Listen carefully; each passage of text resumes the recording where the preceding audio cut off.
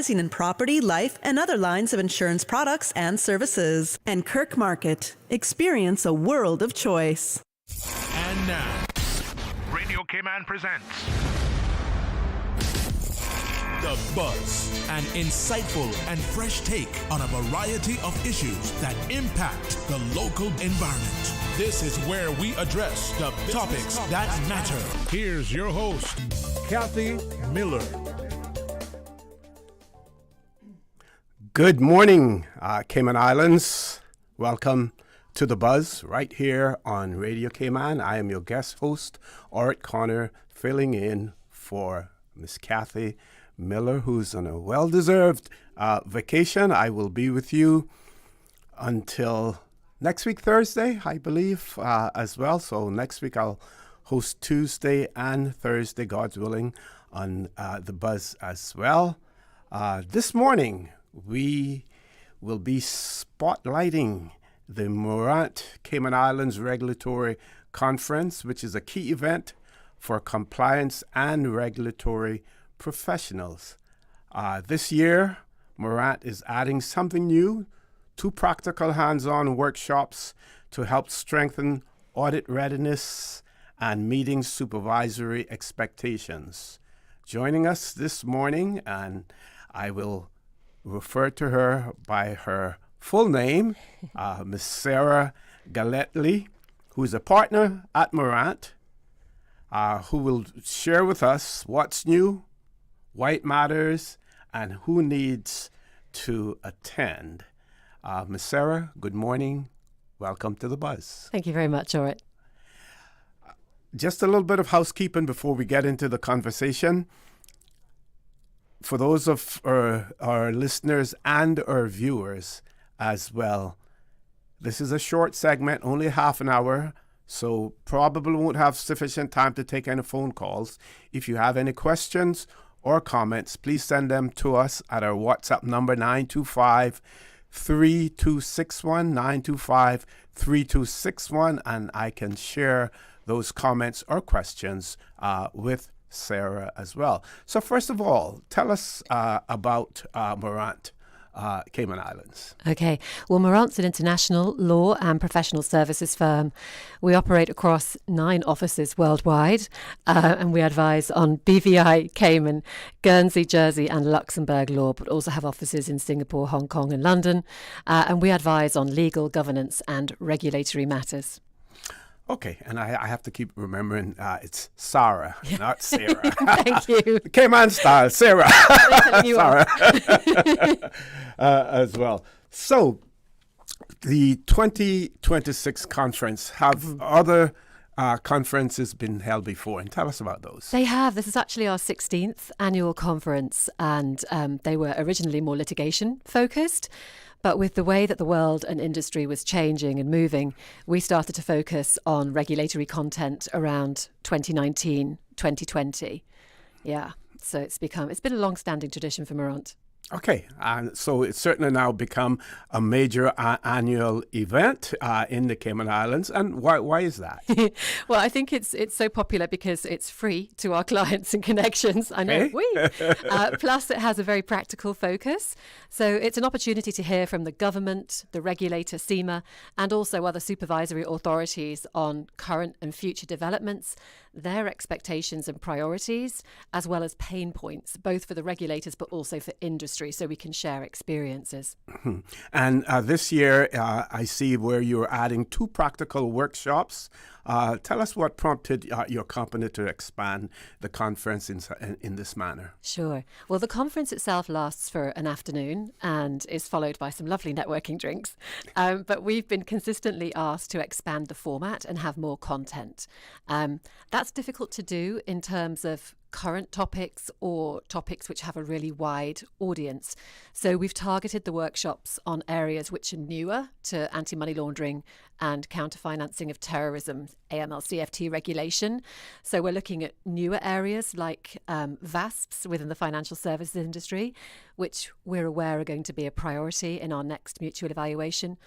And as well as areas which don't necessarily have the history of inspections and enforcement, such as actually the legal industry, ironically. Okay, you mentioned the acronym VASP. Tell our listening and viewing audience exactly what that is.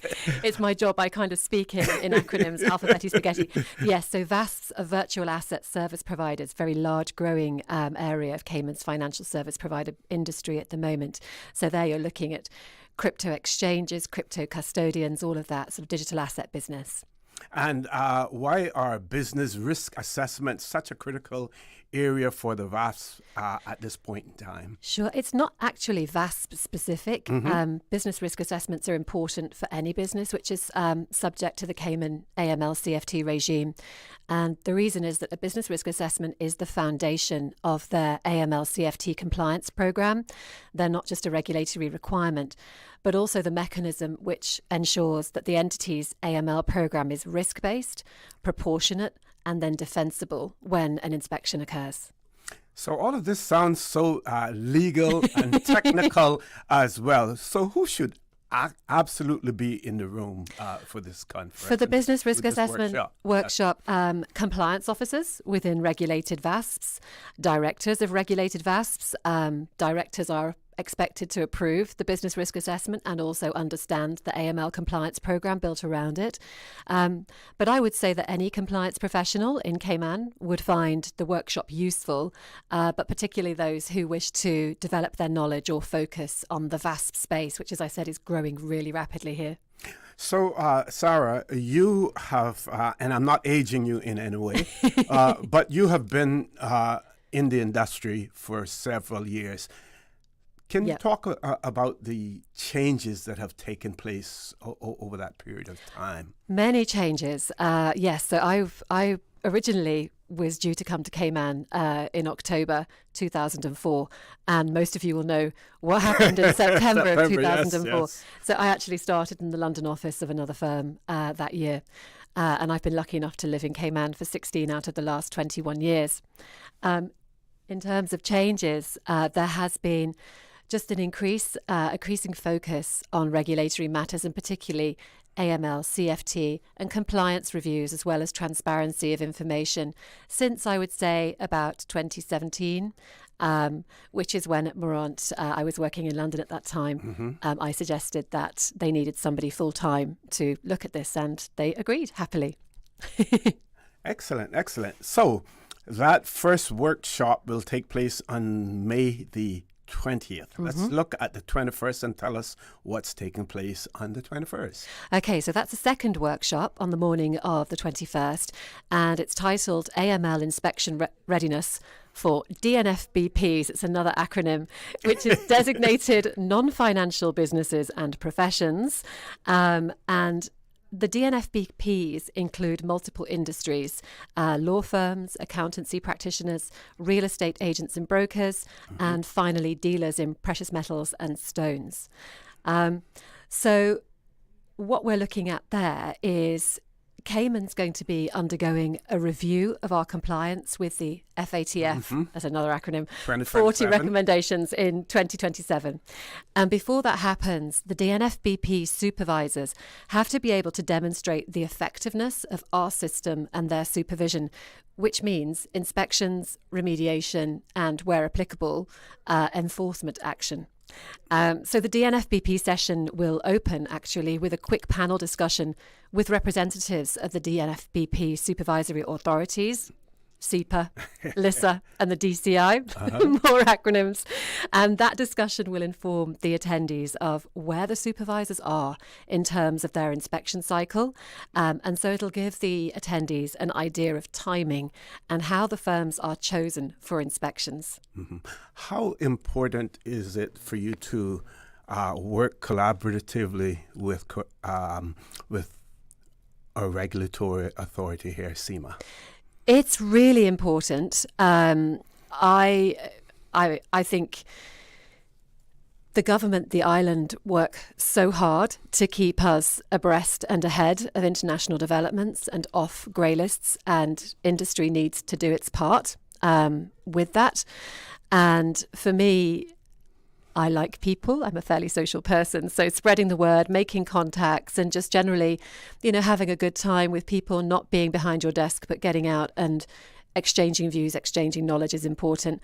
We're really lucky here that we have access to the decision makers, the policy makers, and they proactively reach out to us, obviously, on consultations, but they're also very receptive if we have ideas or pain points, to look at those. We're really very lucky in Cayman. Mm-hmm. Now, you mentioned one of your target audiences as being the real estate industry, realtors as well. And we see real estate activity in the Cayman Islands really ramping up now as well. In terms of our Cayman's reputation as a safe place for doing business, as well as ensuring that we are in compliance with our international obligations. How important is it to ensure that our real estate industry here in the Cayman Islands, those transactions, that they meet the smell test? I mean, as you know, the international perception of Cayman is so far away from the truth. And that's why, as I said, our government and the regulators do so much work in the background to make sure that we're compliant with international standards. So therefore, industry needs to do its part to show the quality of our AML professionals and practices. And that should keep, the wider jurisdiction safe. I think it is a common problem with DNFBPs. They can be, many of the DNFBPs are smaller firms, so they don't necessarily have personnel dedicated to compliance in this area. They're out, busy out making a living like most of us. So that's why the workshop is sort of aimed at looking at what to expect, how to prepare. So it's assisting not only the DNFBP businesses, but also the regulators, making sure that we're ahead. It's always good to get ahead of it, because even with, an inspection which goes really well, it still takes up time and energy. And as you'll know, for any business, that is a cost. But if you're not ready, then you're looking at, a remediation program with the supervisory authority, or potentially enforcement action in the form of largely fines. And is that why Mourant's workshops are different from the typical seminar or panel discussion that usually takes place? Yeah, I think at a seminar or a panel discussion that they're really great because they give you, they're an exchange of information and views. So they're very informative, but the workshops are aimed at being a training session. They're hands-on, they're interactive, there are case studies within the workshops. So it is more training, specific training, rather than an informative panel or session discussion. Okay. Let's talk about how these sessions will help professionals prepare for real regulatory scrutiny. You mentioned it before, but let's dive a little deeper into that, not just in theory, but the actual inspections and audits. What do they involve? Well, the audits, and so essentially the supervisory authorities will and have been sending out questionnaires which will inform them as to the nature of business conducted by each individual registrant. And then off the back of that, they'll be running risk assessments. And they will then be targeting the higher risk businesses for inspections. The businesses will receive a notice of inspection. They'll have to normally provide a number of documents, things like the business risk assessment, their policies and procedures. There'll also be, specific case files normally. And then it becomes a question of whether your inspection is desk-based, so everything is sort of done by email correspondence, okay.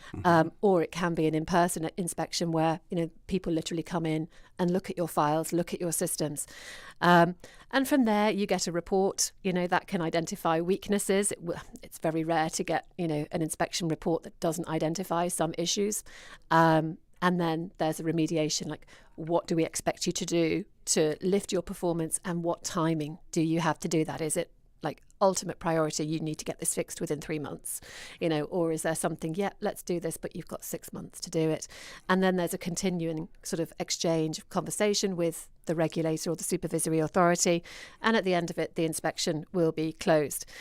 Of course, how you perform in an inspection informs the supervisory authority as to your risk and your knowledge and really how ingrained compliance is as part of your business. So preparedness is really important. Okay, folks, with that, we're going to take a commercial break. For those of you who are just joining us, let me remind you that our guest in the studio is Miss Sara Galletly, who's a partner at Mourant.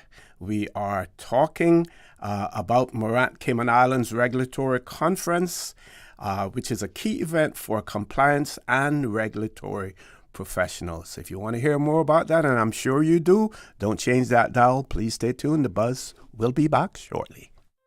Looking for fresh, healthy food that's full of flavor? Then you've got to visit Kirk Market.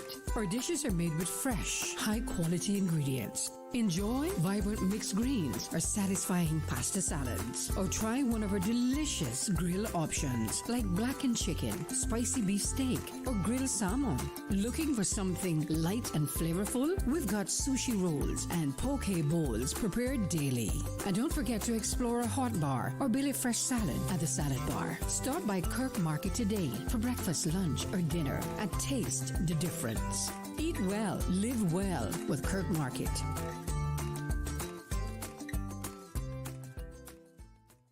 Vet lovers, this is your moment. Vet for a Cause is calling and space is limited. Shirts moving fast. Monokinis almost gone. Don't wait till it's too late. Secure your spot now and be part of something bigger. A Vet with purpose. Head over to the boxoffice.ky right now. Place your order and lock in your experience. Vet, give back. Make it count. Vet for a Cause. Don't miss it. Carnival sponsors: AI Rentals, CarQuest, Ace, Parkers, Coca-Cola, Tortuga, Stingray Media, Vitamin Shop, Radio Cayman, Mike's Ice, Get Nailed and more, Valvoline, and D&B Audio Technic. Radio Cayman, maintaining the innovation. On a daily basis, making it easy to connect with you, our listeners. Add us to WhatsApp today, 925-3261. That's 925-3261. Radio Cayman. Send a text or voice note. Message us at 925-3261 on WhatsApp today and get active with Radio Cayman. Radio Cayman, the voice of the Cayman Islands. Radio Cayman, maintaining the innovation. The 25th Annual Talent Exposition of the Arts, Hope is Here. Presented by the new Self-Help Foundation, Sunday, June 28th at the Hawkville Theatre. Proudly sponsored by Rainbow Realty, Ministry of Tourism and Trade Development, NCB Group, Domino's, CUC, Mitsubishi, A.L. Thompson's, Caymanian Times, and Radio Cayman. Tickets cost $15 CI prepaid and $20 at the gate. And available from the #1 shoe shop at Winner Circle Sports. Talent Exposition of the Arts, hosted by Anika Jefferson and Lloyd Barker. Part proceeds from this event to benefit the Pines Retirement Home. The Buzz with your host, Kathy Miller. Good morning and welcome to the Buzz. Trying to sound like Kathy Miller now. Trying to fool our audience. Good morning, folks, and welcome back to The Buzz. I'm your guest host, Orrett Connor, filling in for Miss Kathy Miller. For those of you who are just joining us, it is my pleasure to have in the studio with me Miss Sara Galletly, who's a partner at Mourant. We have actually placed the spotlight on the Mourant Cayman Islands Regulatory Conference, which is a key event for compliance and regulatory professionals. This year, Mourant is adding something new, 2 practical hands-on workshops to help strengthen audit readiness and meet supervisory expectations. So we're going to talk more about compliance. And off air, I was saying that we keep hearing the word compliance, and I believe that we're going to reach the point where if you're a pump attendant at a gas station, at a service station, you're going to have to know about compliance in the Cayman Islands at some point in time as well. What do you say, Sara? You're not wrong. Sadly, which coming from a regulatory lawyer is, it's quite ironic. Yes, compliance is very, very important, regulation. And the reason for that is because Cayman is constantly under a microscope and being scrutinised for compliance with international standards, unfairly to a degree. But everybody is subject to that peer review, well, maybe apart from the States. So compliance is a really good area. It's very practical. It supports a number of our financial services business. It's not just legal, obviously. You know, the accountants, the big accountancy shops, they provide structuring. We all need compliance functions. The regulated entities, the banks, the insurers, they've all got compliance functions, the insurance managers, the fund administrators. So it's a really good area of industry, I think, for young Caymanians to get into, as well as regulatory law for those who want to become lawyers, because it's a very broad area. It covers anti-money laundering, beneficial ownership, I'm going to go into acronyms again. That's okay. CRS, FATCA, CARF, which are all of the international exchange of tax information regimes. So that's for your international transparency, data protection, economic substance. And then, of course, you've got sort of general ongoing regulatory compliance, which can either be AML focused, or it can be more prudential, looking at things like governance and how businesses should be run from, what are their clients, where are their assets, who's doing what are the separations between those lines. So it's a very broad field and one that is constantly changing. Okay, excellent. So we're going to shift gears and go back to the workshop and the conference itself. And let's talk about how the workshops will complement the main conference itself. Well, I think I mentioned before that we've been asked consistently to provide more content. And at Mourant, our focus has always been on providing practical knowledge. We're not just going to sit there and, quote the law at you. Nobody wants to hear that. We very much want to provide knowledge, share knowledge and solutions. So these workshops really complement our approach to industry and our clients. And of course, there are, competing jurisdictions as well. So why is it so important for Cayman's financial and professional services sector to stay, ahead of the curve as far as regulatory expectations are concerned? Well, we're all constantly being assessed against those international standards. But as I said, Cayman tends to have a little bit of an unfair spotlight on it sometimes. But then the jurisdiction works so hard, so hard, I can't say it enough, to stay ahead of developments and protect our standing as a leading international financial centre, an IFC. Industry needs to do its part, as I said, to sort of show the quality of what we do and who we've got doing it. And so that's on the sort of the bigger level. But of course, for the individual firms, a compliance program which anticipates and meets regulatory expectations and developments means that they will then be risk rated lower.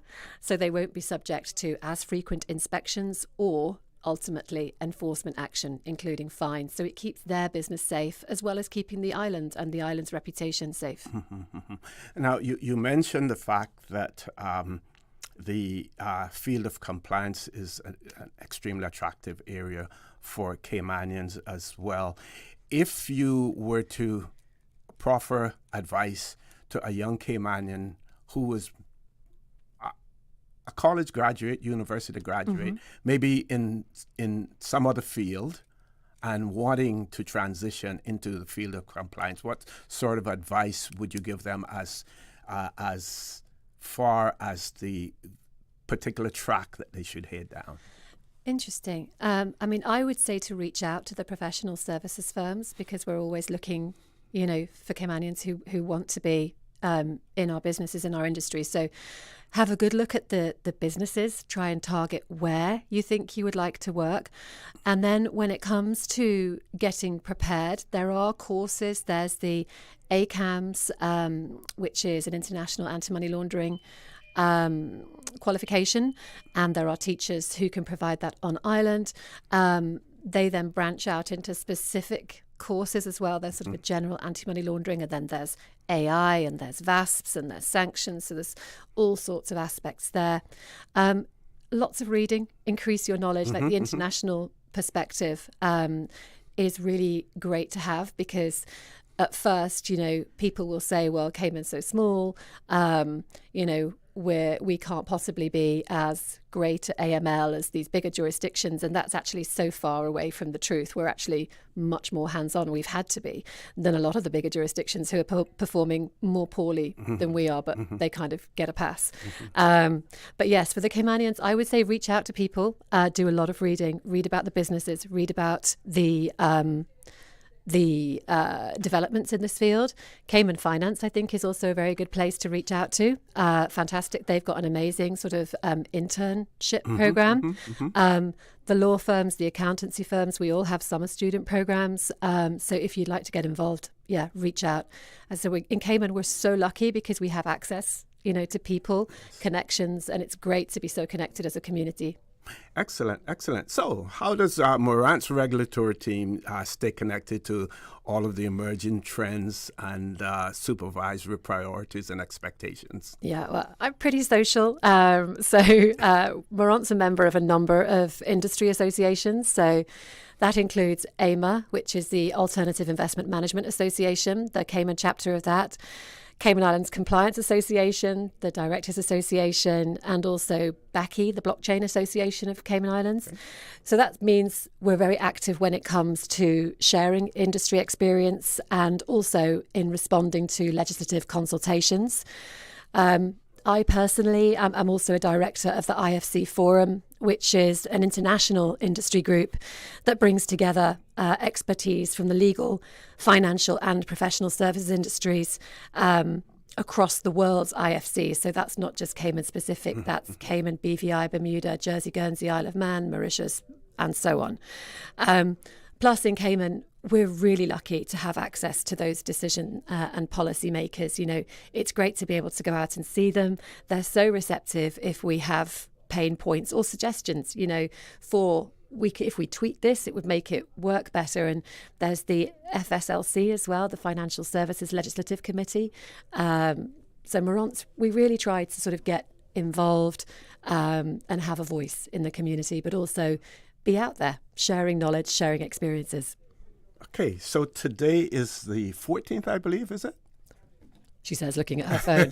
Yes, it is. Today's Thursday, the 14th of May. And if I still wanted to register, for the conference and the workshops, can I? And tell us how we go about doing that. Yes, of course you can. Please do. If you're a member of BACI, SIPA, SILPA, CIREBA, and Seeker, goodness me, that's all of the associations, you'll actually benefit from a discount. And you should have received an email from your organisation about the conferences, the workshops. But otherwise, please visit our website at www.mourant.com. Mourant is Mourant. And you can then find the workshops on our events page. The cost is $300 per person unless you're eligible for a discount, in which case the cost drops to $200 per person. Okay. I believe Miss Susan was telling me something about, yes, this person, one of our listeners, has said, Good morning. Please ask your guests when she says reach out for training and careers, to whom and where? So most of the firms will have a general enquiries on the website, but a lot of people will know people within the firms, within our human resources departments. But otherwise, just email somebody on the website. We're not, these huge untouchable law firms. We're people in the community, and we will do our best, to put you in touch with the right people. Okay, we're almost through. When time goes so quickly when you're having fun. I want to give you an opportunity, Sarah, for some closing comments as well. Okay.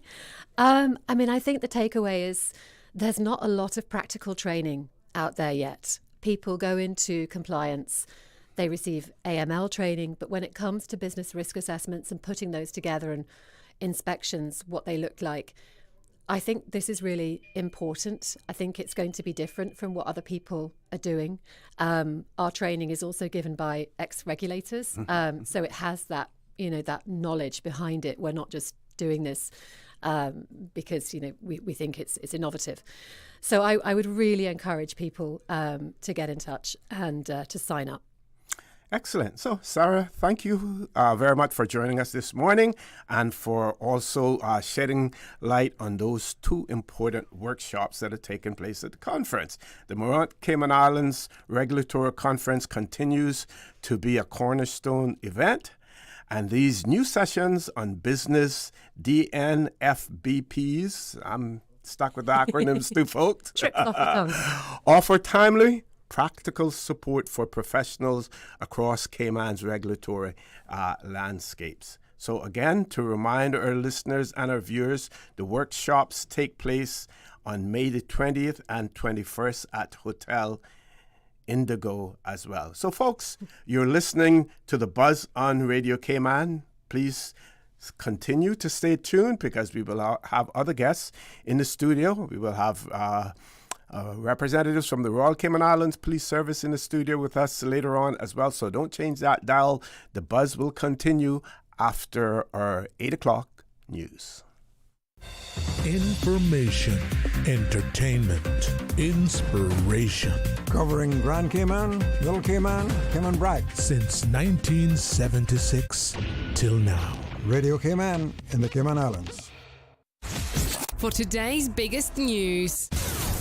Radio Cayman, the voice of the Cayman Islands.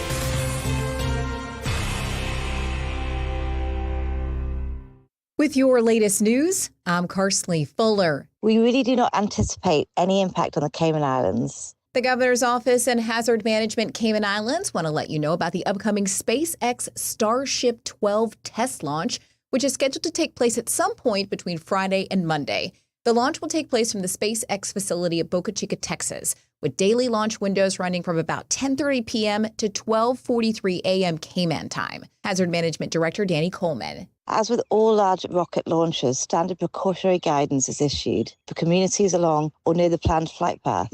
As space objects can contain materials that may be harmful if handled, and as a precaution, any unidentified object should be left undisturbed and reported promptly. If you do spot something you think may be connected to the launch, you're encouraged to call 911, don't touch it, note the location, and if safe, go ahead and snap a picture, but don't stay near the object. For more information on the launch of Starship 12, you can visit spacex.com. In court news, 33-year-old Cameron McLean has been given a 2-year suspended sentence for punching a woman unconscious during a dispute at Bliss Bar. The subsequent fall left the victim with a severe ankle fracture requiring surgery and months off work. McLean must complete court-ordered anger management training, attend counseling, follow probation instructions, and pay the victim $20,000. And Heritage Month activities continue across the Cayman Islands. Here's CID-TV's Lavita Thompson. Heritage Month celebrations brought color, music, and community spirit to Cayman Brac over the weekend. Cayman Brac correspondent Ward Scott captured some of the highlights as residents gathered to celebrate Caymanian culture and traditions during several events, including a family fun day and Sunday church service. The celebrations highlighted Cayman's rich heritage through music, food, and cultural performances. Several government officials joined the festivities, including the Honorable Isaac Rankin, Minister for Youth, Sports, Culture and Heritage, and the Honorable Nicholas Da Costa, Minister for District Administration and Home Affairs. The public is encouraged to continue supporting Heritage Month events across the islands. Events continue this weekend with the Human Library, a unique opportunity to sit down with older Caymanians and hear firsthand stories, memories, and experiences from a different era. That's Saturday at 10 a.m. at the Georgetown Public Library. Later that afternoon at 3 p.m., you're also invited to Bracanal 2026 at Spot Bay. Now with a check of international news, here's the BBC, which takes us out of the newscast. I'm Carsley Fuller. BBC News with Moira Alderson. Xi Jinping has told a state banquet for Donald Trump that China and the United States should be partners, not rivals. The Chinese leader said the relationship between the two countries was the world's most important. It earlier warned of potential conflict over Taiwan. The White House said the conversation focused on strengthening economic ties. State media in Iran say it started to allow more Chinese vessels to pass through the Strait of Hormuz as Tehran continues to impose restrictions on the key waterway. Iran had already indicated that what it classed as neutral vessels could transit the strait. Ukraine's Air Force says Russia fired more than 1,500 drones in the space of 36 hours, making it the largest sustained aerial attack on Ukraine since the start of Moscow's invasion. The number of dead in Kiev now stands at 5, but at least 10 more are feared to be buried under the rubble. Latvia's Prime Minister has resigned after losing support from a key coalition partner over an incident involving Ukrainian drones. These were an attack mission across the border in Russia when Ukraine says the Russians electronically diverted them to crash into Latvian territory. A key member of Keir Starmer's cabinet has resigned. The Health Secretary, Wes Streeting, says he's lost confidence in the leadership of Britain's Prime Minister. His allies have told the BBC he has the level of support from Labour MPs required to formally trigger a leadership contest. Brazil's right-wing presidential candidate Flávio Bolsonaro has admitted seeking money from a corrupt businessman to finance a film about his father, the jailed former president Jair Bolsonaro. Powerful thunderstorms with lightning and rain have killed at least 89 people in the northern Indian state of Uttar Pradesh. Most of the casualties were caused by collapsing walls, falling trees and lightning strikes. BBC News. Stay in touch with Radio Cayman with the latest up-to-date, accurate news and information. For your convenience, the headline news will be repeated on our sister station, Breeze 105.3 FM, weekdays at 8:30 a.m. Follow Radio Cayman on social media, Facebook, Instagram, Twitter, or download the Radio Cayman app in the App Store or log on to www.radiocayman.gov.ky and stay connected to what's happening in the community. Radio Cayman, your voice, your choice, your radio. Get ready to ride for a cause. The Lions Club of Grand Cayman presents Ride for Sight, Sunday, May 31st at 10 a.m. Join your community at the Cayman Turtle Center and cruise through the scenic route to Lower Valley. And it's more than just a ride. Enjoy refreshments after the event and know that every mile helps the Lions Sights program and the LCIF Foundation. Make a real difference in the community. Sponsored by Cayman Distributors and the Cayman Turtle Center. For more info, call 916-7634. That's 916-7634. Don't miss out. Ride for a cause. Ride for sight.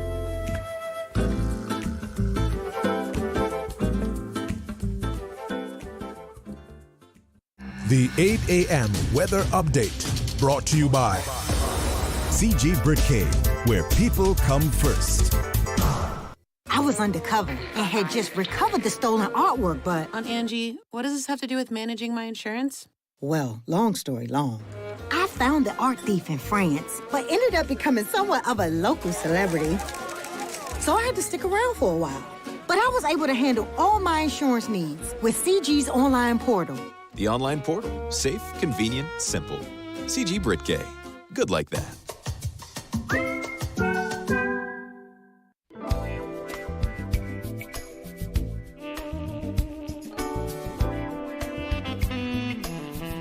Good morning. Let's take a look at the latest weather report. Synopsis indicate a weak frontal boundary across northern Cuba will mature and lift throughout the day as an associated developing Atlantic low-pressure system moves up the eastern seaboard, maintaining light and occasionally variable winds for the northwest Caribbean.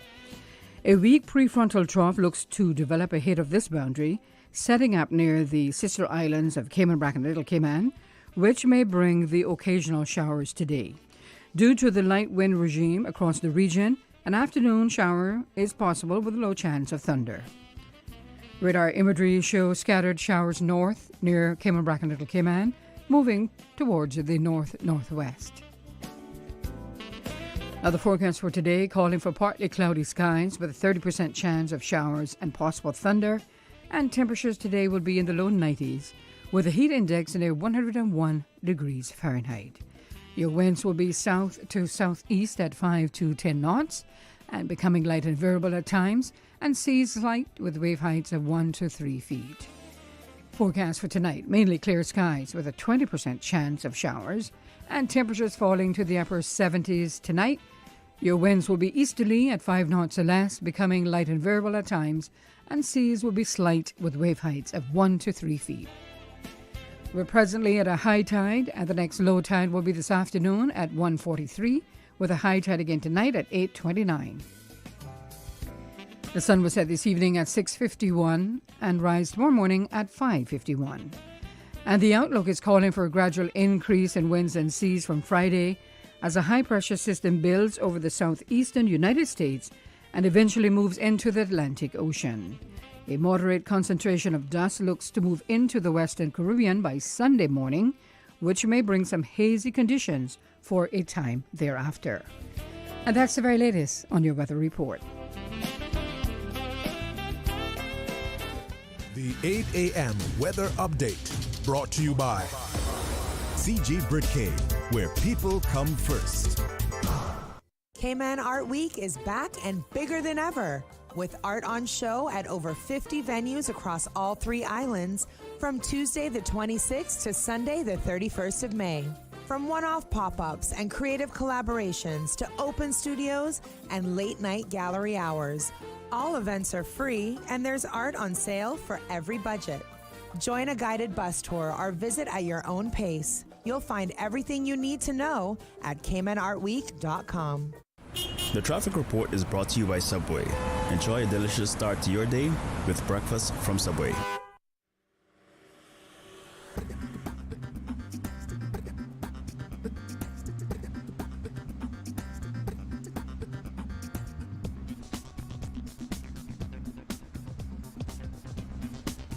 Top of the morning, let's check in now with traffic, see what's slowing, what's flowing. Shamrock Road is further up on Shamrock Road, flowing at a moderate pace, and steady bit flowing traffic on the Denver Pearson Highway. Traffic steady bit flowing on Crew Road, heading to the Georgetown area, and heading east on Crew Road, traffic is moving light to moderate. No issues on Owen Roberts Drive as traffic is light to moderate. Should be a smooth ride in to the airport. Coming from the West Bay 4-way stop, flowing at a moderate pace. Godfrey Nixon Way and Eastern Avenue, traffic is flowing pretty good in both directions. Little steady traffic coming off of Bobby Thompson Way and continuing on to Huldah Avenue. Edward Street is moving at a moderate pace. Northtown Road, steady bit flowing. And heading towards the Industrial Park area, expect moderate flow of traffic. That's the very latest on your traffic. Join us again at about 10 minutes past 12. We'll give you another look at traffic. Remember, click it or ticket. Start your year off right with Subway's Fresh Fit menu. 4 protein-packed subs with 20 grams or more protein, under 500 calories, and loaded with full servings of crisp veggies on hearty multi-grain bread. Try the grilled chicken and avocado, the ham and turkey stacker, the seasoned steak and avocado, or the turkey and ranch delight. Big flavor, plenty of protein, and fresh veggies in every bite. Fuel your day the Fresh Fit way. Only at Subway. Subway. Eat fresh. The traffic report is brought to you by Subway. Enjoy a delicious start to your day with breakfast from Subway. Healthcare Pharmacy, caring about your health for the past 25 years. Radio Cayman's premier health show. Alzheimer's and dementia, are they the same disorder? Yeah, I think that's a very important question. For the Health of It with Tara Bush. For the Health of It with Tara Bush. Is heard on Saturdays at 9:30 a.m. and on Wednesdays at 7 p.m. Brought to you by Healthcare Pharmacy in Grand Harbor, where they care about your health. Transfer and refill your prescription online. Visit healthcarepharmacy.ky or call 947-8900. Healthcare Pharmacy, now with a second location in Governor's Square. Healthcare Pharmacy, where they care about your health. The 7:20 a.m. Weather Report, Monday through Friday, is brought to you by Credit Union, on the road to 50 years of serving our members. Visit creditunion.ky to join today. The Buzz with your host, Kathy Miller.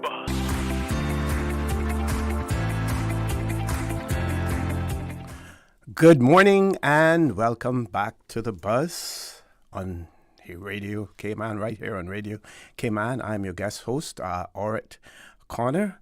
So, folks, if you've ever considered a career in policing, or if you're simply curious about what the job really looks like, what it is all about, this is the radio station for you.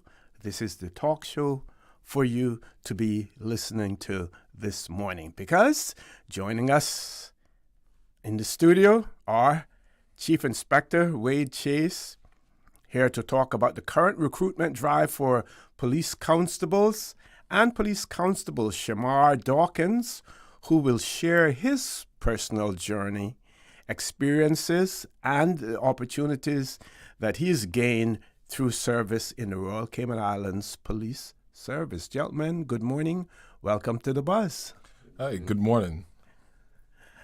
First of all, I must say this morning, driving into the parking lot, I saw some young people out there in their shorts, training and everything. Who were those persons that I saw this morning? Hi, good morning. First of all, thanks for having us on this morning. It's always a pleasure to be on Radio Cayman in the morning. Those young persons you saw actually recruits, the recruit course, one of 2026, 19 young recruits, young Caymanians that are currently in training.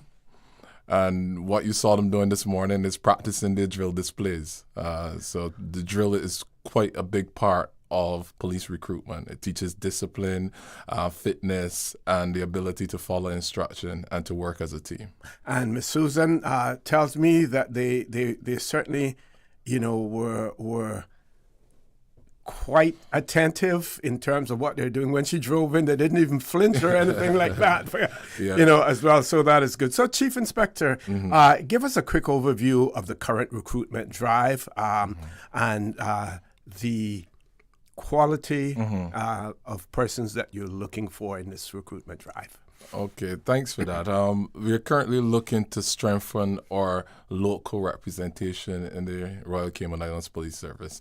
So this recruitment drive, which will be the second for the year so far, and we're looking to start the actual recruiting around September of this year. And this is focused on young Caymanians who are interested in serving their community. Now, why this is so important is because that representation is important. And who better to understand the community than persons who are from the community and persons who grew up in the community and are community-minded. So we're looking for disciplined young individuals, physically fit, which is quite important because the recruitment process is quite physically intensive and it's academic intensive as well.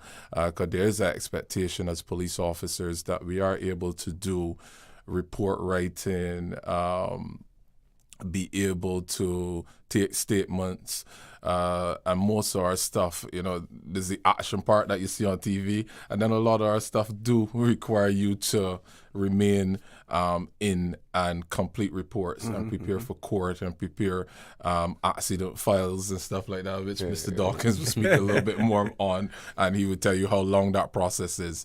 But we're looking for persons who are interested in a long-lasting career in policing. It's not for everybody. We understand that. But if you're interested in serving your community and you're interested in some adventure, where no 2 days are the same, it's definitely a career for you. Yes, certainly. And talking about a career, when does a person actually qualify for retirement under the police law? Well, depends. On if you join the police prior to 2010, when the Police Act would have changed, you would be eligible at 21 years or 55 years old. 21 years of service or 55 years old. Moving on, post 2010 is 60 years old. Yeah. As a police officer, you qualify for retirement with all the benefits of retirement. Yeah. Excellent. So, PC Dawkins. Yes, sir. Tell our listening and our viewing audience what inspired you to join the Royal Cayman Islands Police Service. Well, before joining the police, I was involved in heavy equipment. I was a truck driver, heavy equipment operator, and I saw how the road was being used. So I always had a passion for traffic in regards to how road users are using the road, how attentive they are, and who is quote unquote bad driving. So that was something that kind of gave me the extra nudge to say, I like to be the person that comes in and do a change in respect of our traffic and how persons do use our roads. So your lived experience on the roads was one of the things that prompted you then? Yes. I always had a passion to join police, but I gained a passion, so to speak, for traffic policing, being a user of the road myself, yes. Mm-hmm. Let's talk about some of the most rewarding and experiences that you've had during your police career so far. Well, I've had several, and I'm currently going into a newer one now. So one of the opportunities that was recently presented with was the opportunity to study abroad in respect to a degree pertaining to policing, and that would be done in the UK. That would be the most recent. Prior to that, I was granted the opportunity as well to police overseas in a different British overseas territory, representing the RCIPS and the Cayman Islands. So that was quite rewarding as well. And prior to that one, it would have been the construction of our firearms range, where I was able to use my expertise in heavy equipment to assist. So what I love about policing in this regard is that they're not only going to disregard your old life or that old experience that you do have, but they also give you opportunities to be able to use it. And there's always opportunities to better yourself within the police service. Okay. So Chief Inspector Chase, PC Dawkins has spoken about, the sort of the choices that he's had, so far. Let's talk about those opportunities in policing. You start out as a constable, and even, let's say, for instance, if you were, let's talk about the opportunities first, and then we can talk about if a person comes in, let's say, for instance, with a tertiary degree, but no policing experience, what the career path for that person could be, as opposed to someone with less qualifications. But let's talk about the opportunities within the Royal Cayman Islands Police Service first. All right, thank you for that question. Sorry. I must say, Mr. Dawkins is quite talented, and he has utilized quite a bit of those skills throughout the time and helping the organization in several ways. And he is testament as to the type of person we are looking for and the opportunities that are available once you join the organization. So I can speak to that on his behalf as well. Yes. Based on joining the organization, you come in as a recruit. Everyone comes in as a recruit because we are minded that even though you may have academic qualifications, you may be more physically fit than other persons, you may have other skills. Policing is a skill of its own, where that you have to actually go to school and learn it. And we dedicate 22 weeks to ensuring that by the time you come out, you have the foundation for the skills. The skills continue with mentoring after, where that you have an officer assigned to you in the ideal world, where you have an officer assigned to you or a sergeant that will be working on the shift alongside you that would guide you through the next stages, the next few months as to go out on duty with you, show you how it's done.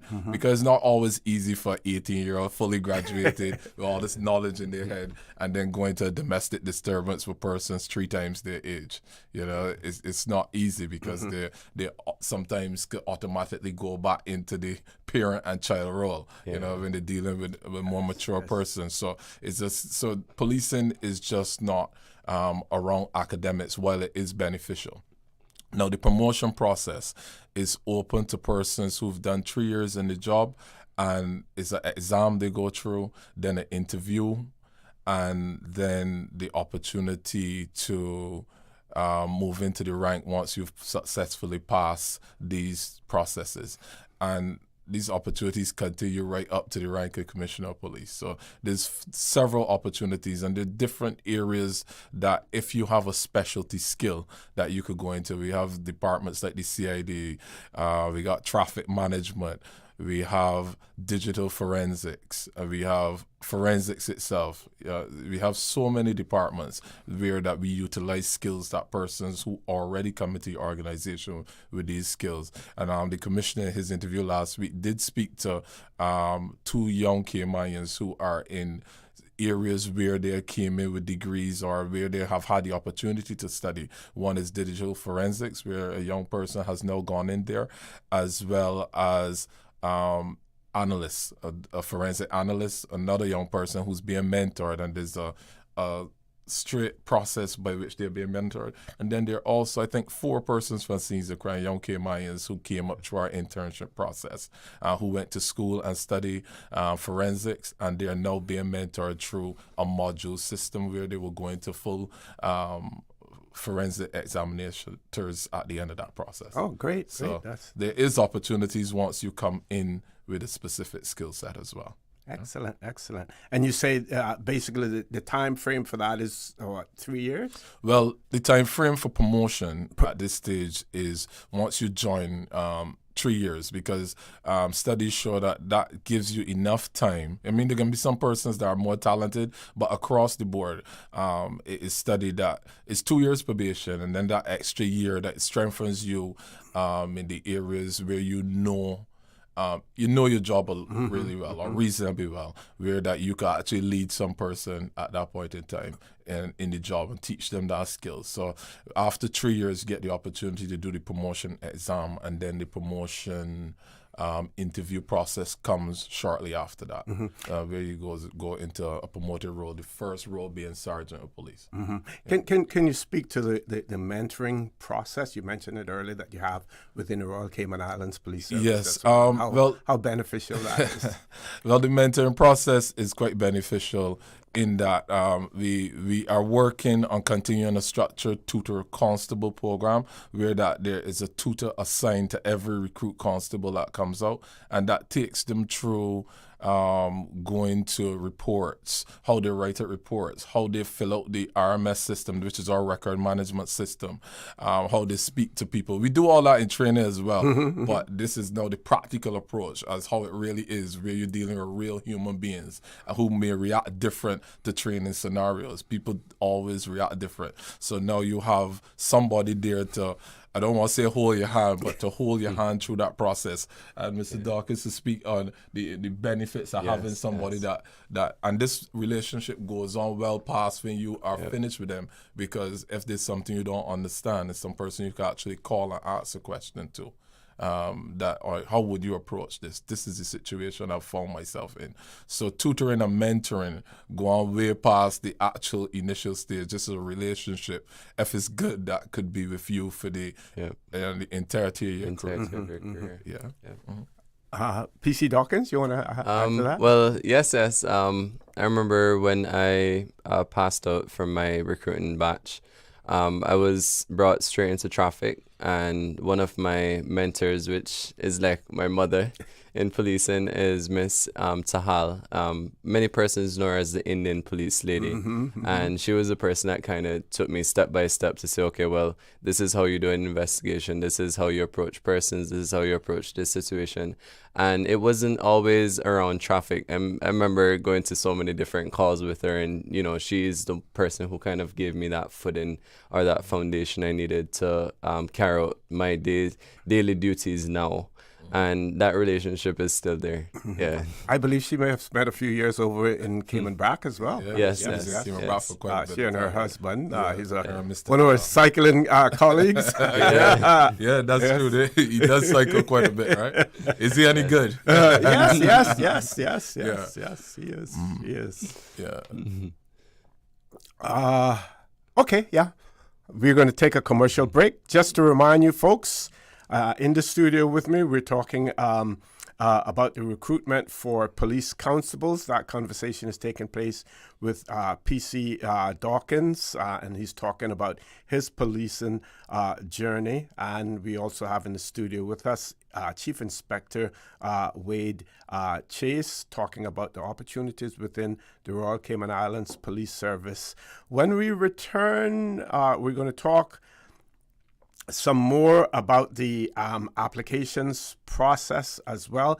If you have any questions, if you have any comments, please send them to our WhatsApp number 925-3261, and we can have our panelists answer any questions that you may have. You may know someone who may have an interest in joining the Royal Cayman Islands Police Service.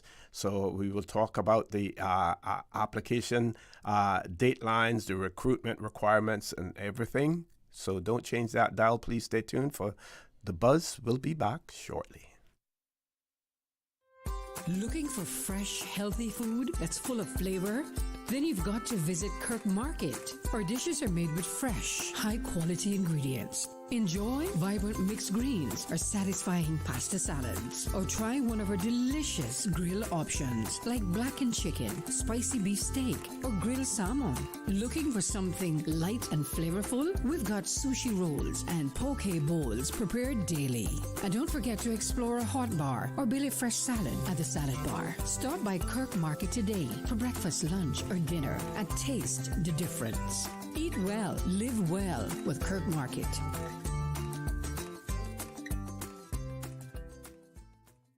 I'm Michael Webster. And I'm Denise Brown of Cayman Insurance Center. Family is not the most important thing, it's everything. We have worked with the community and their families on protecting themselves for the future. Whether it's providing top-rated life insurance or protecting your family's household investment. From our family to yours, we understand and we care. I'm Denise Brown. Call me at 814-7229. And I'm Michael Webster at 925-5433. We are Cayman Insurance Center.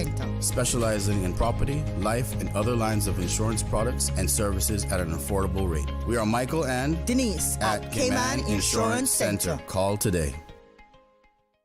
For the Health of It, heard on Wednesdays at 7 p.m. and repeated on Saturdays at 9:30 a.m. is brought to you by The Light Room. Tired of being unwell and struggling to find the energy and vitality to live the life you desire? Come get recharged from the inside out at The Light Room. Our non-invasive, holistic energy enhancement system detoxifies and energizes the body, enabling self-healing and balance. Book online at www.thelightroom.ky or call 938-HEAL, 38 Pasadora Place, GT. The Buzz with your host, Kathy Miller.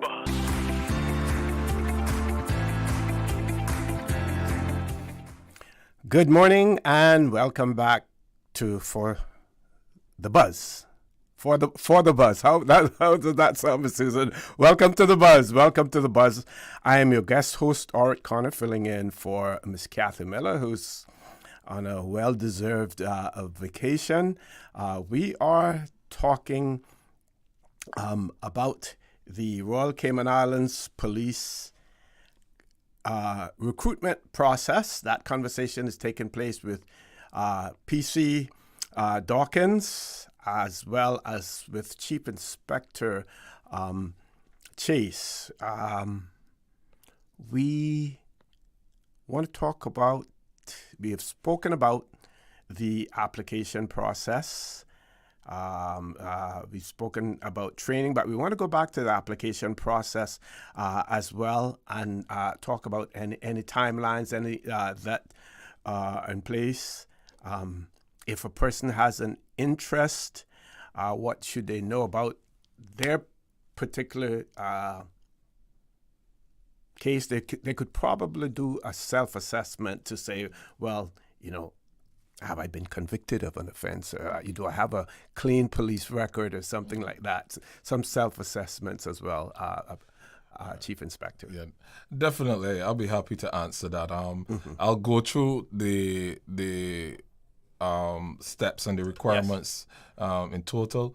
All applicants must be Caymanian under the Cayman Islands Immigration Act. Applicants should have a high school diploma, a GED or equivalent qualification. Also need at least 5 CXCs or equivalent, including English and mathematics.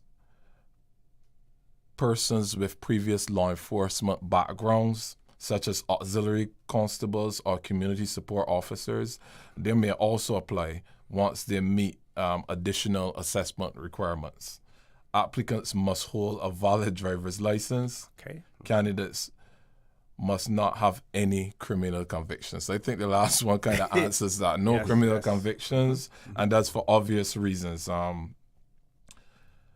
So one of the areas that often come up is the fitness requirement. And this is the area where that, even though you pass the written exam, this is the area where people need to put a little bit more planning into. And if you check the website and some of the publicity we've done recently and that will be coming out, we'll cover areas that we do something called a beep test, right? Or a shuffle run, where that you run from one point to the next at various speeds. You could Google it on YouTube. However, our requirement, and this is a international requirement as well, is 5.4. You have to achieve 5.4 during this run.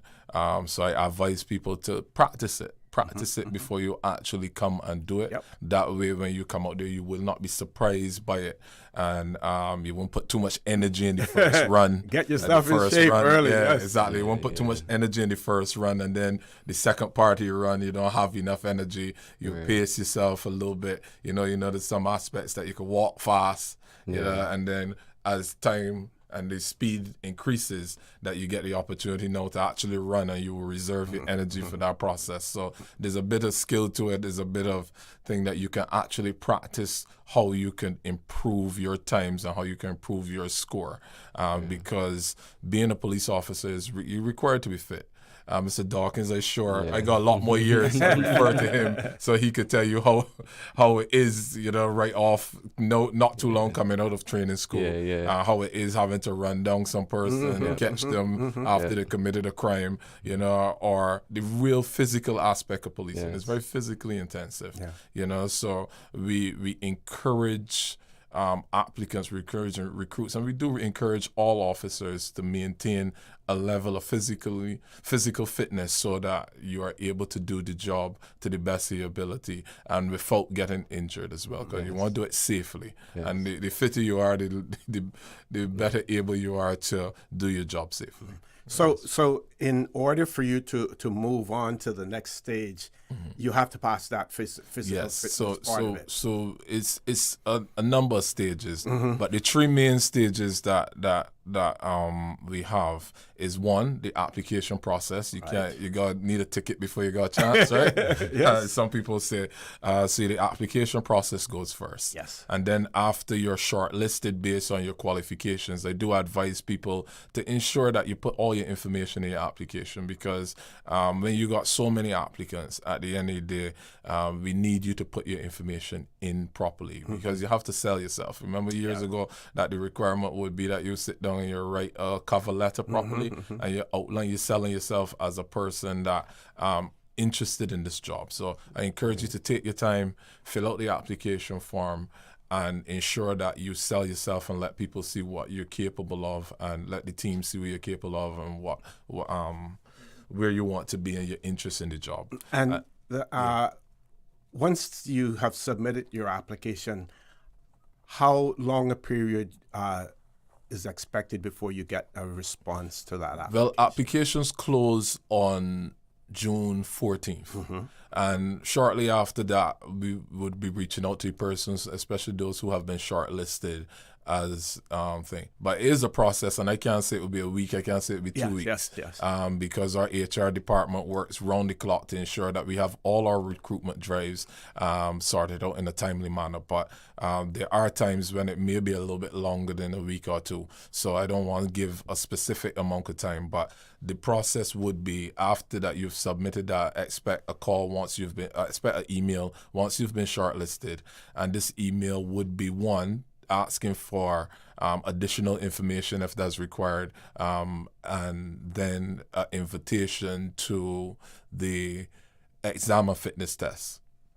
Now, in the ideal world, sometimes we would like to be able to do both of them in one day, the fitness test and the exam being first, and then you move on to the fitness test. And that's what we've been striving to do, and we've been able to do it successfully now. So do both for it in one day. And then you move on to the next process, which is right off the bat is vetting, because policing, we need the integrity aspect, and it's very, very important that we have the convictions and everything. So we do a very, very rigorous background check. Is there a common issue that would normally disqualify applicants? What do you find? Well, nothing that we don't put out there, like convictions. We do have convictions, and adverse information, but we do scrutinize adverse information as well. But generally, we as an organization, we have to ensure that we do our vetting to ensure that, one, we don't give persons expectations that aren't realistic. So we got to do our vetting early so people would know, well, look, all right, you don't meet our vetting requirements at this stage, and we don't let you go through the whole process and then tell you at the end. There's quite possible that might happen if there's adverse stuff that comes up later on, but we do a very rigorous background check, as well as all applicants are required to provide fingerprints and DNA as well, as one of the requirements, so we can also do our own checks as well. Because policing, as I say, we have to hold our integrity the highest. We need to ensure that we continue these process so that when members of the public see us, that they can hold a level of trust in the organization. What about the company that you keep as well? And maybe we can use PC Dawkins as an example, because what they say, you are the company that you keep, as well. And being a small jurisdiction, many people know you either by name and personally, or by face as well, and that could go a long way. Yes. Well, for me personally, majority of the friends that I have are police, and for the friends that I don't, that I have that aren't police officers, they're all looking to join the organization as well. But it is true, the company that you keep and also the influence that you have, there's something that we always say at work, that public perception is key. So what the public is seeing, and it's not a case that, you're anonymous to the public. Persons do know that you're police officers, so they do expect high standards and professional standards from all members of the police service, whether you're in or out of uniform. Okay.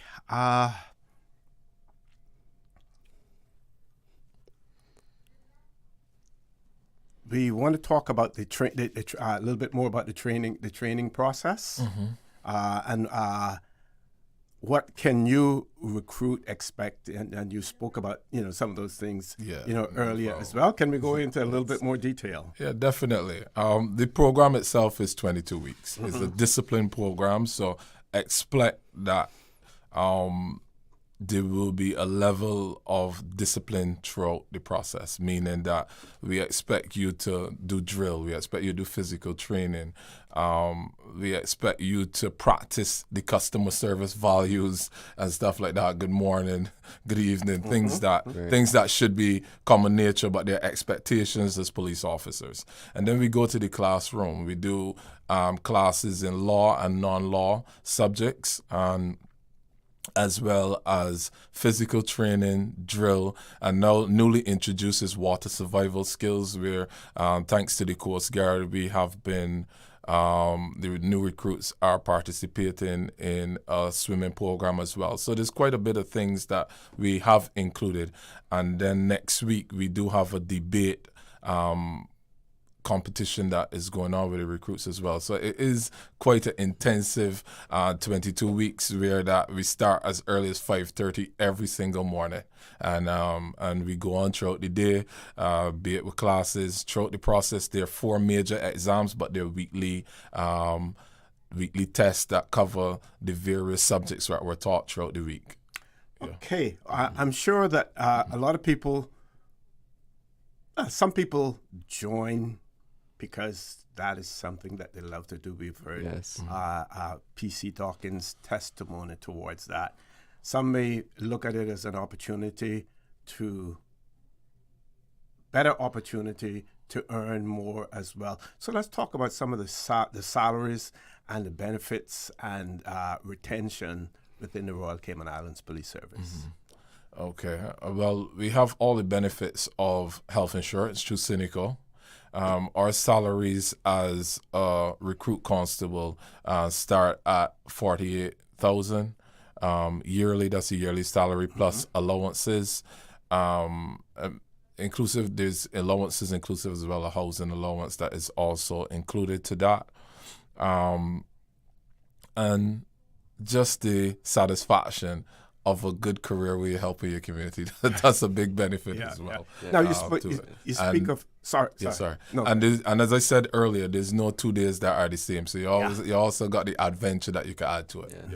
Now you speak of housing allowance, and in larger jurisdictions, I know, for instance, in New York, there was always this contention about police officers living in the suburbs and commuting, to Manhattan and to Brooklyn and to the Bronx, places like that, to do their policing. And, one of the criticisms were, you live in the suburbs, you have no connections whatsoever, with our neighborhoods as well. But we don't really have that challenge here per se. But how important is it for a police officer? And we can talk, about community policing in that vein as well.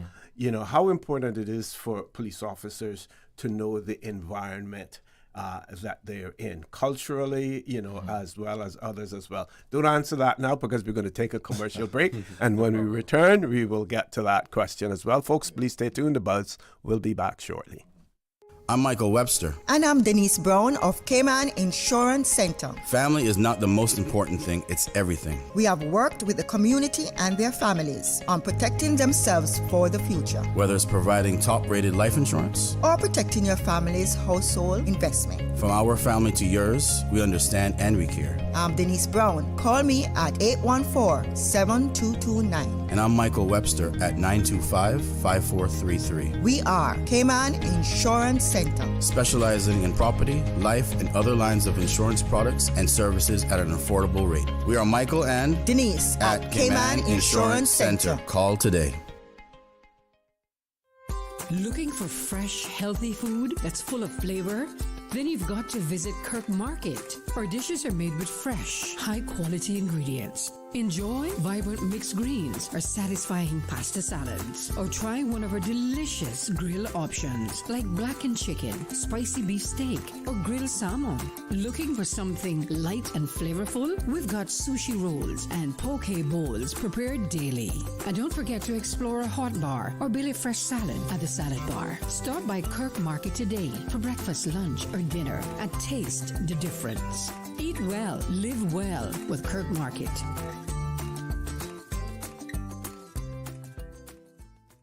The 8:12 a.m. weather report, Monday through Friday, is proudly sponsored by CG Britke. Insurance, health, pensions, life, where people come first.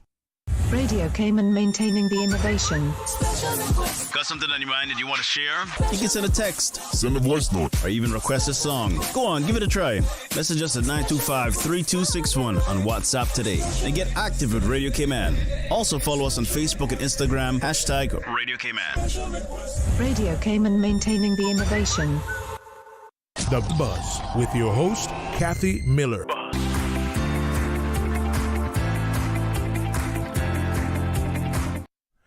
Good morning and welcome back to The Buzz. We're on the last leg of this segment this morning. I am your guest host, Orrett, filling in for Miss Kathy Miller.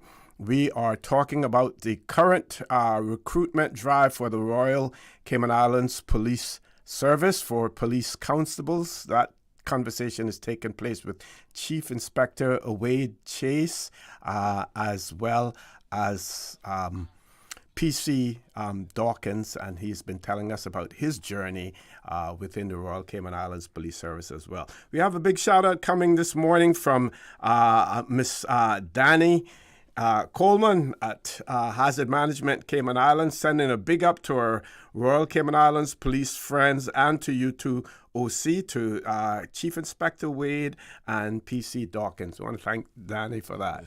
Thank you, Danny. Appreciate it. Okay, so we want to talk about the community policing. You mentioned the housing allowance that police constables get as well, and the importance of police officers knowing the environment, being familiar, and the people being familiar with them as well. Okay. I'll answer a party question and I'll hand it to Mr. Dawkins, who would have grown up and throughout his entire life. From the perspective of police officers and community police officers and officers living in the community which they serve, the issue around New York is definitely not an issue here. We as police officers do live with our community. We go to the same supermarkets, and we live with our community, as an organization. And community policing is at the forefront of modern policing, where that we as police officers, we know the impact of working with our community. And from kids not being scared of police anymore, like I can call the police for you. We don't work like that. Yes. We don't work like that. We work like I can call the police for you to talk with you, and have that conversation with you, visit schools, work with the community, because it has been proven that that is the best way in which to serve a community and which to police a community. So. Mr. Dawkins. Yeah. Yes. Well, I believe it's something that's quite important, and as the chief would say, there are benefits to it, and I personally could attest to it. One of the, just giving an example of something that I've done in respect of community engagement. So one of our road users came and they spoke to us and they said, this is one of the issues that we have.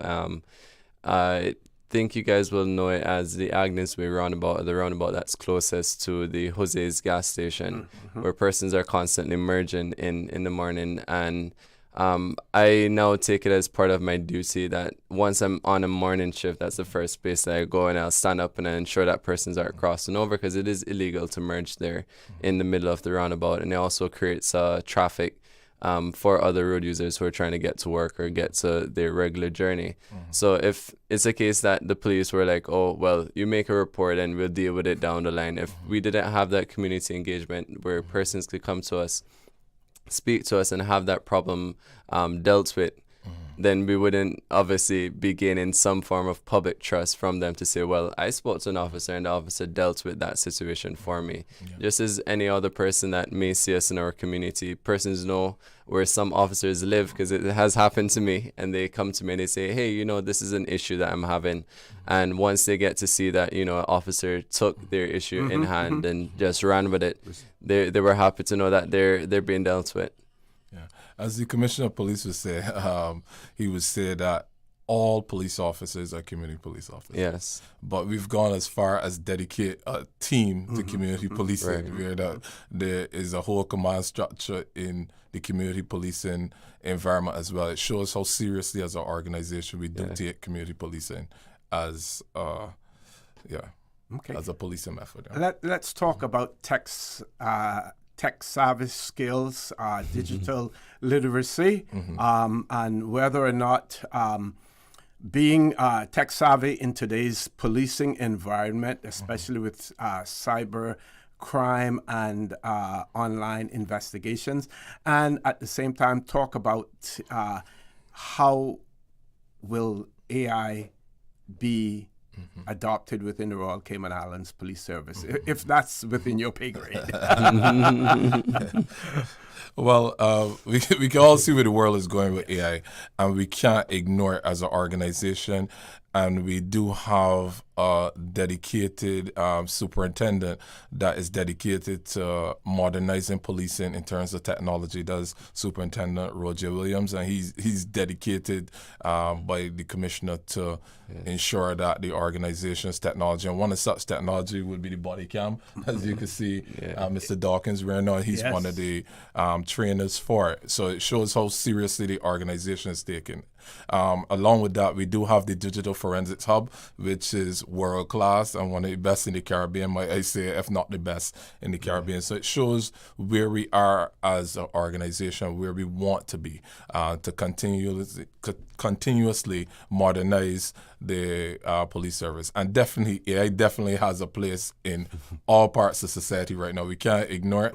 So as a police service, we are looking at, we're forever looking at ways as how we could integrate it, not just a spell check, but how could we improve how we do things? How could we improve traffic management? How could we improve our shift patterns, or the best practices across the world with policing, be it in child safeguarding. I've been to a conference where child safeguarding, you could see where they're using AI as a means of how to identify child predators and stuff like that. So these are all things as an organization that we are looking into, and how we could continuously improve, or how we use technology to impact policing. Now, we've talked a lot about recruitment. Can we speak about retention as well? Because I would imagine that just like, other professions as well, there is always that possibility for burnout, as well. How do you go about ensuring that you're able to retain those persons that have been recruited, either through incentives or to ensuring that you're not only concerned with their professional life, but also their personal life? Okay. All right. Well,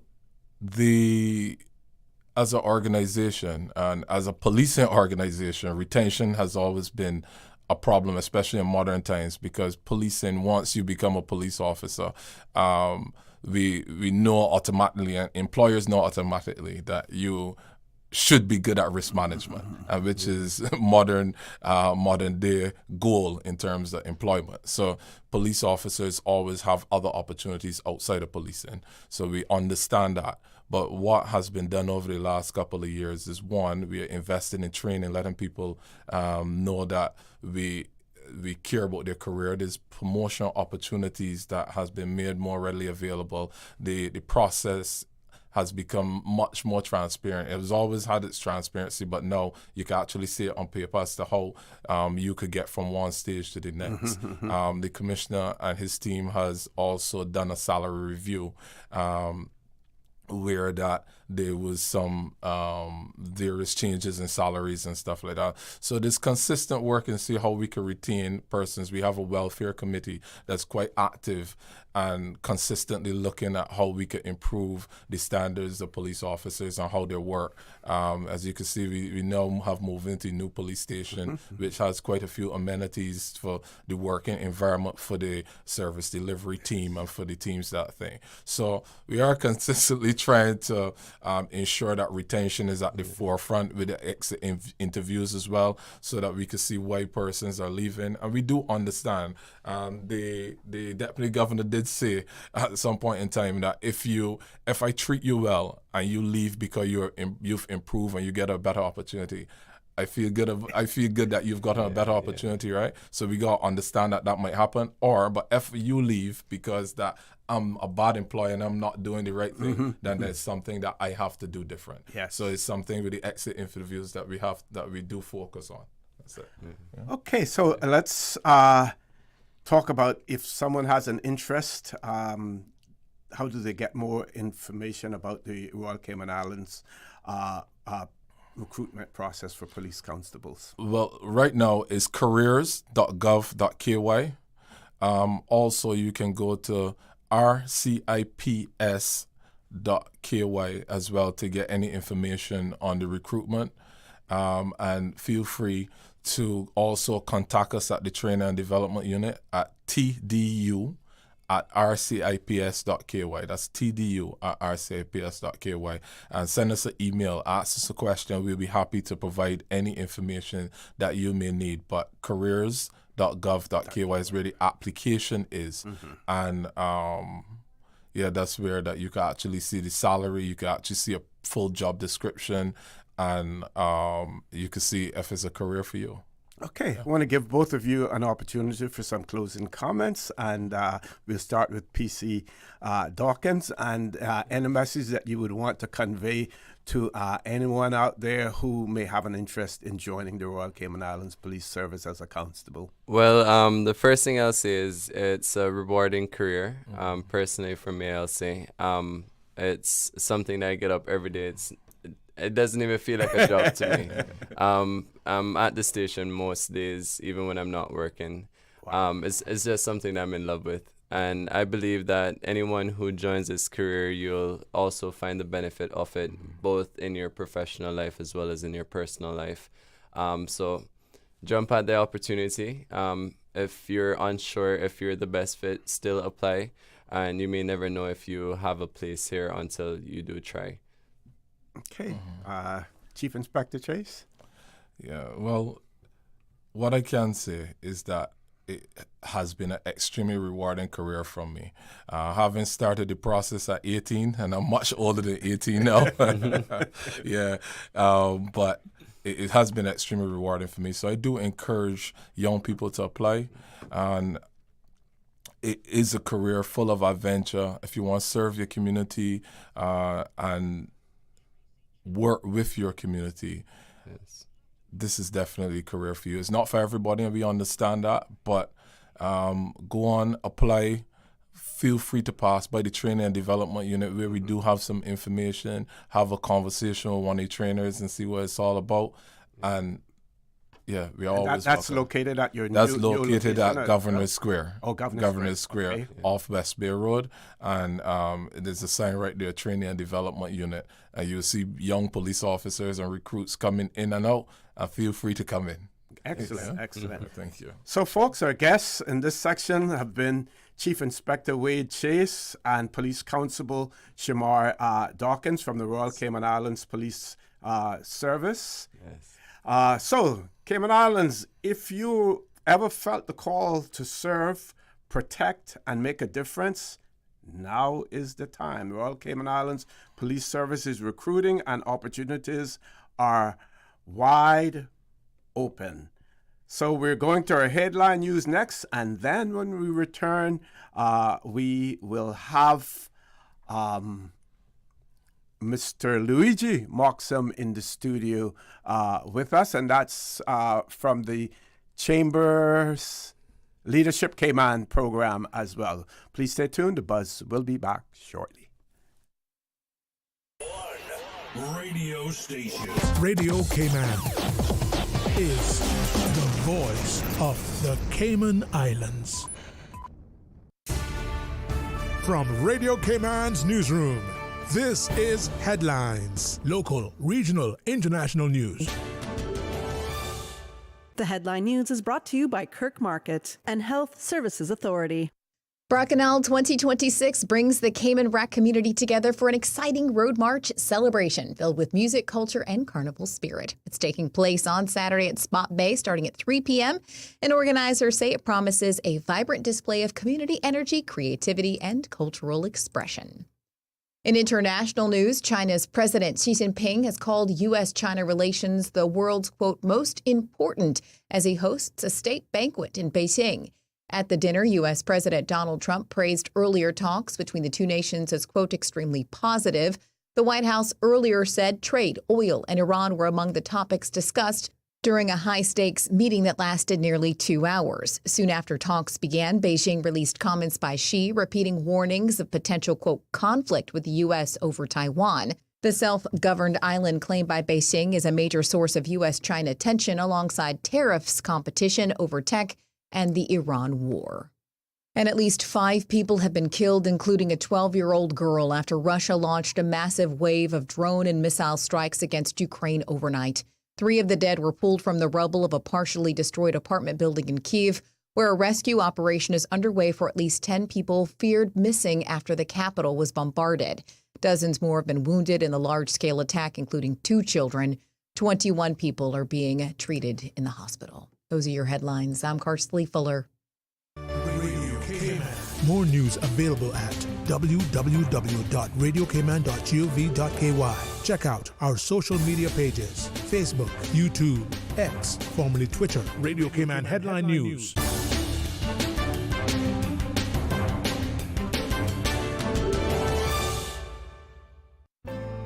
Your Cayman Islands Health Services Authority has been the national healthcare provider of the Cayman Islands for many generations. We have elevated our level of care to ensure you, our patients, have the best possible experience. We offer better access to care close to home with the most locations on all 3 islands, delivering a full range of primary, secondary, tertiary, and emergency care.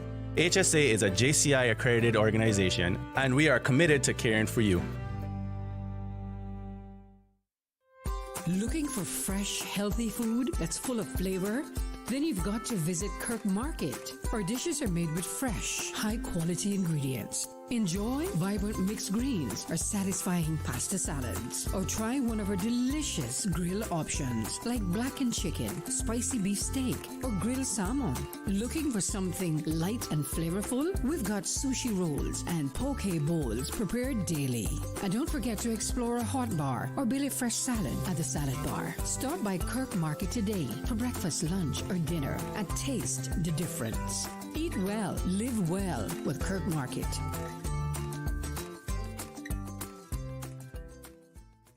The Buzz with your host, Kathy Miller.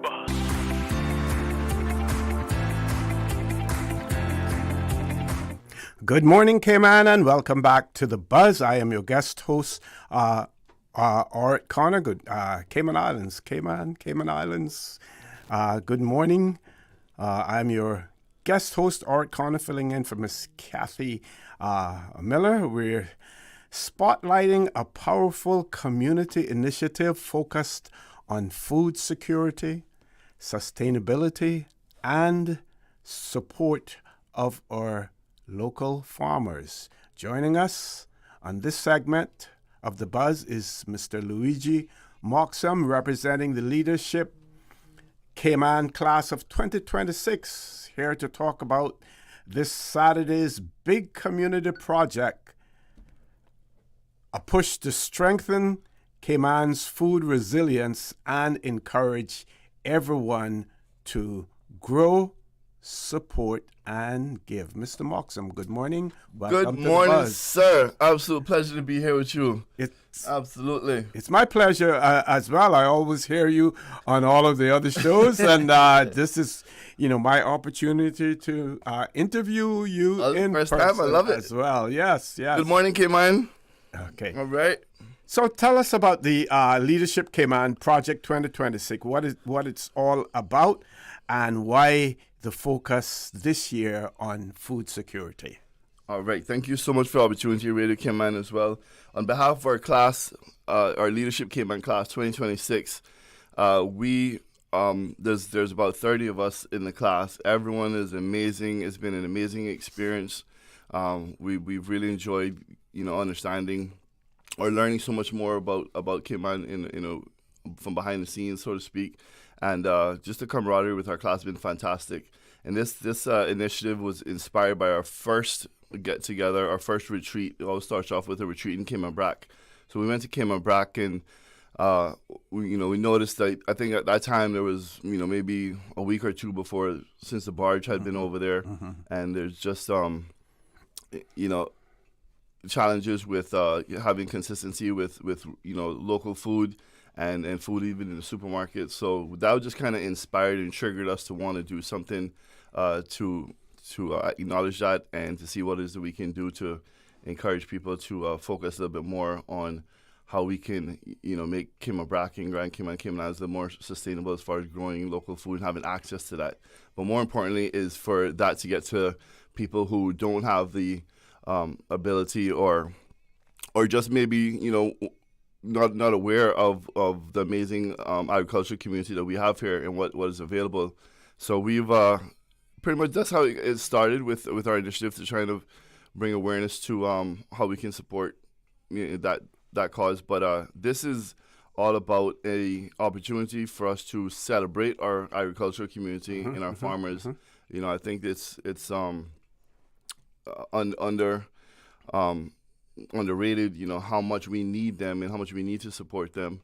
So this initiative is our class project where it's called Island Wide Harvest Challenge. So similar in the spirit of a beach cleanup, so to speak, we're inviting the community to go out and whether it's your backyard, whether it's at the farmer's market, the grocery store, however, this weekend, this Saturday in particular, go out and contribute and donate, purchase and support from the farmers, but also donate at least 1 pound of that to our initiative, which is our Cayman Wide Island Harvest Challenge. And we've partnered with Cayman Community Farm in Newlands. Officer Fabian Connor, he has a fantastic program where they, again, goes back to he packages and puts together boxes of local produce, and he sends that to Cayman Brac and to elderly and people who may not have access, to go to the grocery store, go to the farmer's market. We were really inspired by that, so we wanted to partner with him and again, just spread the word about how important it is for people to have access to local food. Okay, to continue doing that. So walk us through what's happening on Saturday, the wheres, the times, and what can the public expect?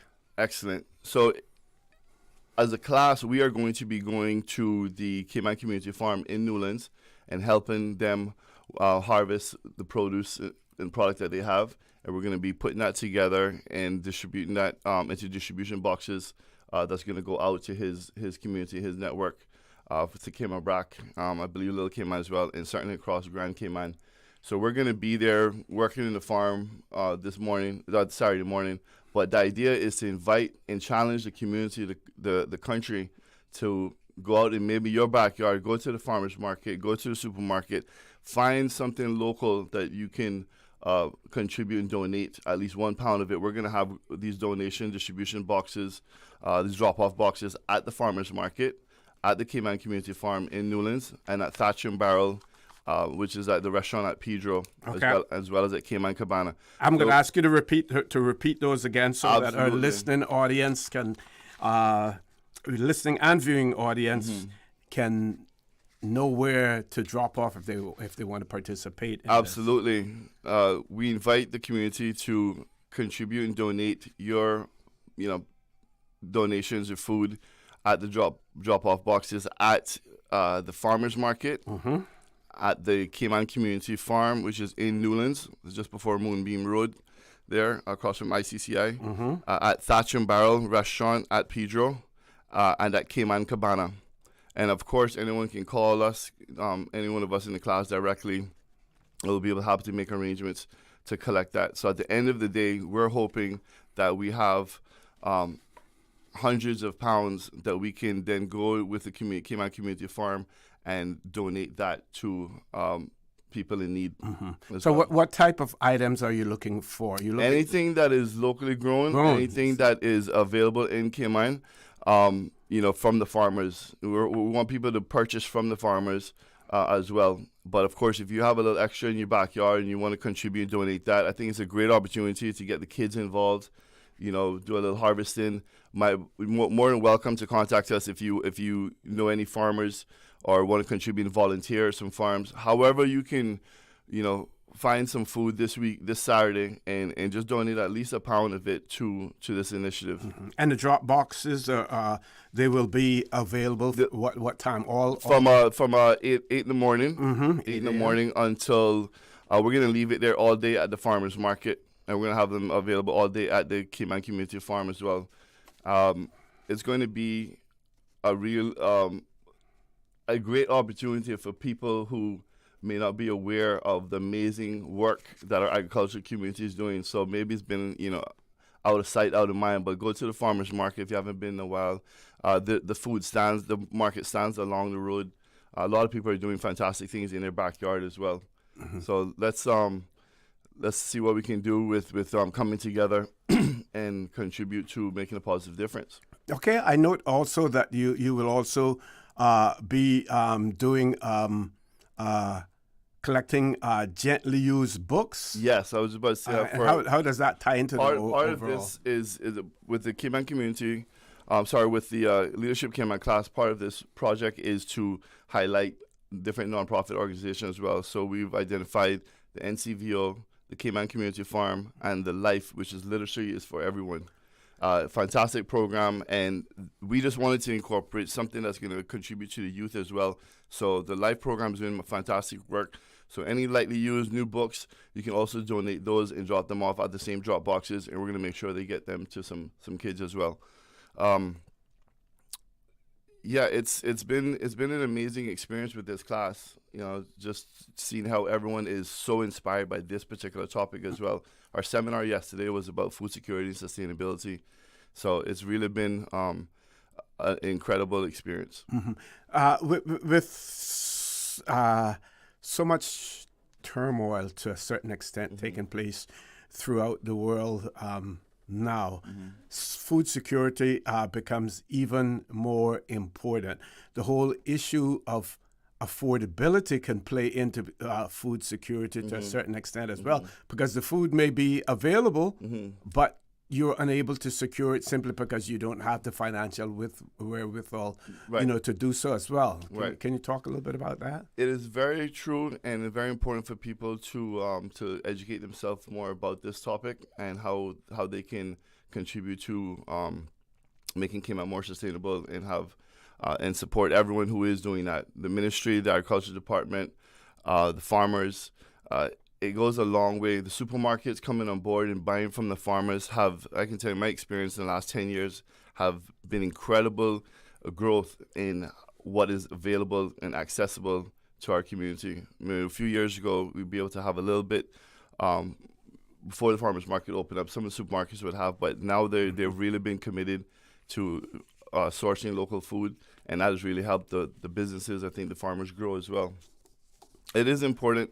But again, it's not just about whether a boat can come here or not, or whether you can afford it or not. It's just about practices in making sure that we have a healthy environment to be able to do that. And that's why even with this challenge, we're looking to get donations of just 1 pound of food. That's usually about between $2 and $4 a pound. So it's something that everybody can participate in. Okay, we're going to take a commercial break. Folks, when we return, the conversation will continue with Mr.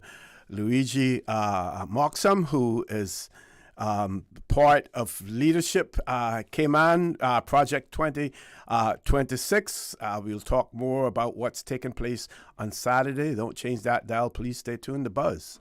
We'll be back shortly.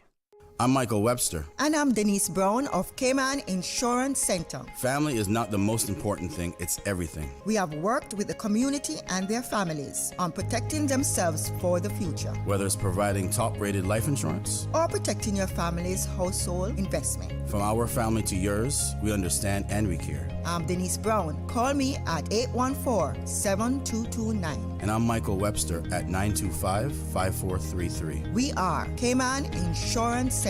Specializing in property, life, and other lines of insurance products and services at an affordable rate. We are Michael and Denise at Cayman Insurance Center. Call today. The 25th Annual Talent Exposition of the Arts, Hope is Here. Presented by the New Self-Help Foundation, Sunday, June 28th at the Hawkwheel Theater. Awesome performances by Rico Rolando, Erica Asai, actress Caitlin Tyson, Dequan Smith, UCCI Dance Company, Radiance Dance Studio, Centerpoint Limited, John Gray Kitchen Band, and Starlight Elite Strings, Michelle T, and more. Tickets cost $15 CI prepaid or $20 at the gate, and available from the #1 shoe shop and Winner's Circle Sports. Talent Exposition of the Arts, Hope, hosted by Anika Jefferson and Lloyd Parker. June 28th at the Hawkwheel Theater. Gates open at 5 p.m. Show starts at 6 p.m. Part proceeds from this event to benefit the Pines Retirement Home. Radio Cayman News. A new working group to review the existing legislative landscape related to sexual offenses. Quote, greatly concerned by a rise in sexual offenses, the majority of which are committed against children. This is exploitation, this is abuse, and this is rape. Radio Cayman. Your voice, your choice for today's biggest news. 7 days a week. The Buzz with your host, Kathy Miller. Good morning and welcome back to The Buzz. I am your guest host, Orrett Connor, filling in for Miss Kathy Miller, and it is my pleasure to have in the studio with me this morning, representing leadership Cayman class of 2026, Mr. Luigi Moxam, who is no stranger to Radio Cayman, no stranger to the Cayman Islands as well, because he's always involved in some project that benefits those persons or those entities that need that little extra help, that extra hand, that extra push as well, and I want to commend you, for all, that you do, from a community standpoint as Thank well. you very much. That means a lot coming from you. Mr. Moxam. And so, Leadership Cayman class of 2026, when the class has graduated, when everything is over, what takes place after that? Or what would you like to see take place as far as your class of 2026 is concerned? Well, that's a great point with that, because I want to give a shout out to the entire class, to Mel and to Kim, our chair and co-chair. Kim and Neo are part of our class project team, and it's a collective effort. Everyone is inspired and passionate about this initiative, because we didn't want to just and it's fine, if we did a class project where we did a beach cleanup, or go, help someone in their yard, or even just go to the farm and help for one day. But we really wanted to look at this as what can we do to have more of an impact throughout the community, and something that is going to be, a legacy for Leadership Cayman and all the great work for the classes before us and classes coming. So we wanted to do something that was going to be inspirational and have a direct impact on the community, that something could be ongoing. So we've invited a couple of schools as well to come and participate in this initiative. We are hoping that this will be another opportunity for that movement to continue growing, where some of these schools are incorporating grow boxes into their curriculum. And I've seen it myself at John Gray High School. I know True for Youth and a couple other schools are doing that, and it is really inspiring to see that. So we want to continue to encourage that, and also for them to have the opportunity to donate their food or sell it. That again goes back into the amazing work that the Cayman Community Farm is doing, which at the end of the day distributes to many elderly people and people in need. So it is something that isn't just about Saturday.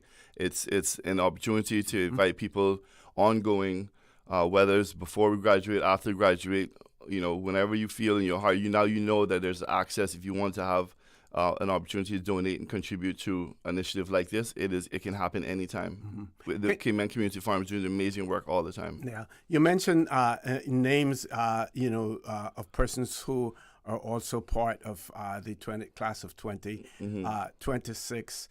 Can you talk about the wide cross section, from an industry standpoint? Oh, yeah. That's represented, within the class of 2026. Oh, it's fantastic. I love everybody in my class. We got people in financial services, people in government. Lance and I are entrepreneurs. We have people who are counselors.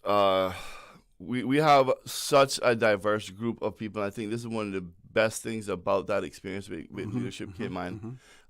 You kind of meet people that you don't necessarily cross paths with, whether, no matter how long you've been living here, and with Leadership Cayman, it challenges you to do something outside of your lane. So whenever you're gonna, when we do a seminar, they wouldn't necessarily put me to coordinate the cruise or the sort of tourism or culture, because that's something that I do. So they put you in a different seminar to like criminal justice or something else like that. So it's really been an opportunity to learn so much from so many amazing people in this community that you wouldn't even realize maybe you wouldn't cross paths with. Yeah. And everyone the camaraderie is fantastic, and it's really inspiring. And our chairs, our core, the Chamber of Commerce has been Jada. Everyone has been fantastic in how we work together as a team to support each other in all of the initiatives, because a lot of work goes into these seminars. And when we were selected for the class project, it wasn't necessarily going to be this initiative, but this was just completely inspired by all of us having that impact when we went to Cayman Bracken and having that conversation and okay, this is what we need to do. And then you have the strengths from everybody with their own career paths and expertise being able to contribute to these initiatives, not just the class project, but all the seminars. And it's just been an amazing experience with the people that we have in our class, and it is the best class ever, for sure. Let's talk about the importance of the Cayman supporting its local farmers as well, and we know that some of the international organizations that we have here in the Cayman Islands. You know, for instance, hotel chains that have certain protocols that they have to observe, and as a result of those protocols, it may restrict their ability to be involved in local purchasing of local foods and stuff like that. How important is it for our local people to support our local farmers, but also for those serve in the service industry to support our local farmers as well? It is very important. That is probably one of the best ways. That's probably the most one of the best ways to support the local farmers is having the restaurants and the hotels, or not just in the volume that they purchase, but also just being able to offer a better product, educate people on what's available in Cayman, and at the same time it just becomes a ripple effect where our farmers are able to improve and invest more into their business and have more consistency. And again, that helps when the supermarkets come on board as well. That helps when the restaurants purchase from local farmers. It's certainly from a quality standpoint, but we did a tour at Primitive Greens yesterday, and it was really great. We're going to Patrick Patton's farm, Joel Walton. All of the farmers at the Hamlin Stevens Farmers Market, Zippy, all of them are doing amazing things. That it is really cool because you get to explore and discover new things that are available. So from a culinary perspective in the industry, where whether it's the hotels or the restaurants or the supermarkets, being able to have more diversity within our local community, what's available to be grown here. It may not be in volume or consistent, every year, but the fact that we can learn and discover new things that are possible to be grown here, that is, I think, is really inspiring for the future of agriculture in Cayman. Let's talk about the logistics in terms of Saturday's event.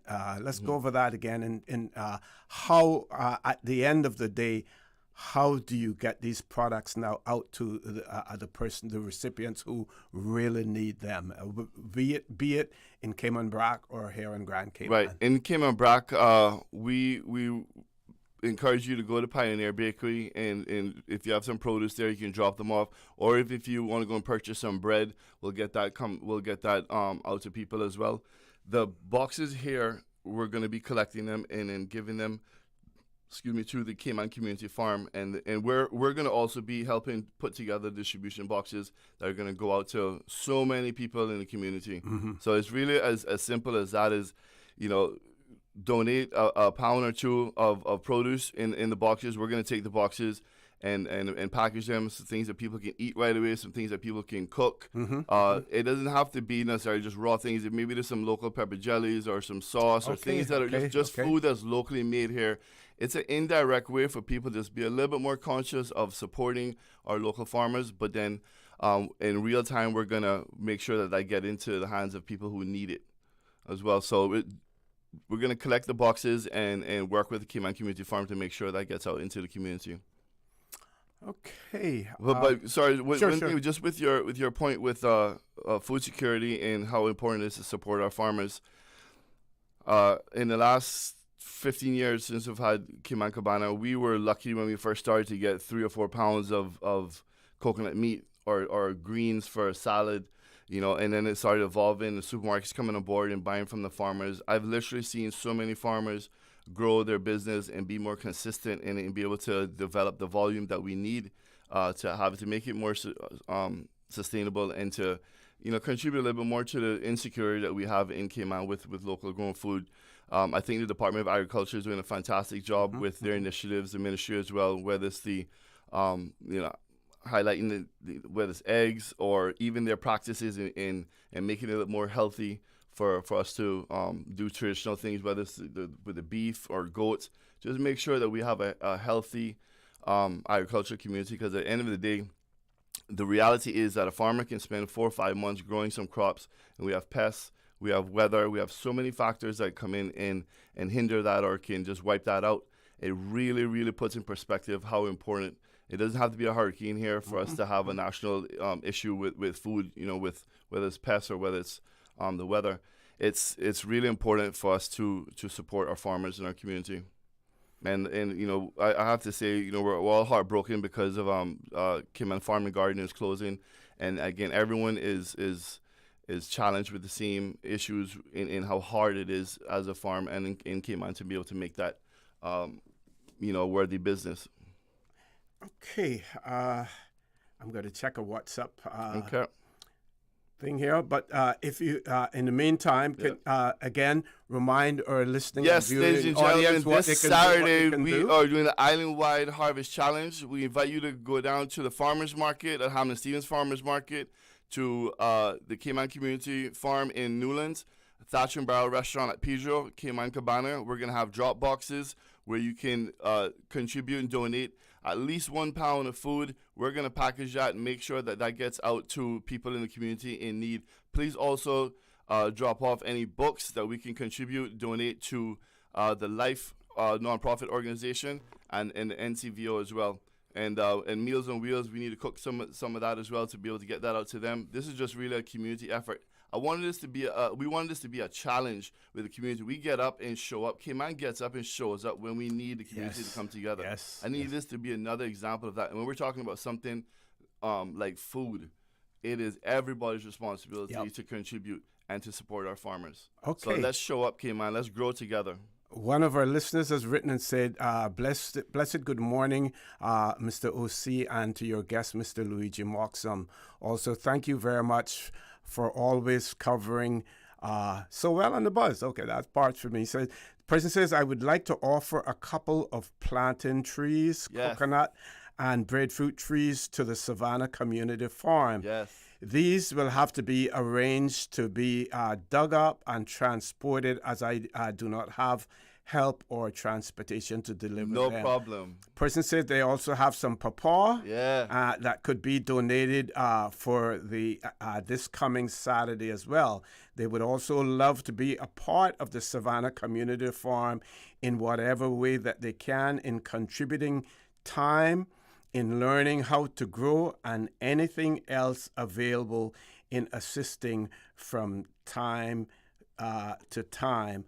And I will give you the email address for the person to contact them in this regard as well.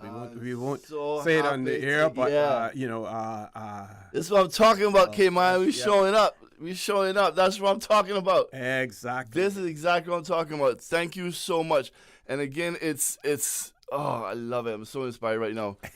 That's exactly what we're talking about. Just the initiative and the will to want to contribute. You know, and guys, no pressure, no stress at all. Even if you want to take this opportunity to go in your backyard and plant something with your kids, that's part of it. Yes. Let's just be a little bit more conscious of anything we can do to plant and grow and support our agricultural community and making sure that we have food for our families, real local food as well. Precisely. Mr. Moxam, I want to thank you for joining us this morning and for the work that you and the Leadership Cayman class of 2026 Best class ever. are doing to strengthen our community. So, Cayman Islands, this Saturday is your chance to support local farmers, help families, and be a part of a movement towards a more sustainable future.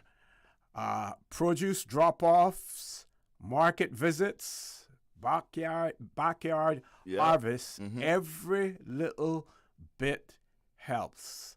And I welcome you to join me again on Tuesday for another buzz. I will be here Tuesday and Thursday again, filling in for Miss Kathy Miller. I also want to give you an opportunity for some closing comments as well, Mr. Moxam. I would thank you so much for having us. I would like to thank our entire class of our Leadership Cayman class of 2026, the Chamber for their support, and everyone who has been a part of this initiative to be able to make this happen on Saturday. And we are looking forward to seeing hundreds and hundreds of pounds of real local food that we are going to get into the hands of elderly people and people in the community. It's one thing to donate food and canned food and hurricane food and all that, but let's get some real food, some healthy food into the lives of people in the community that may not have access to it.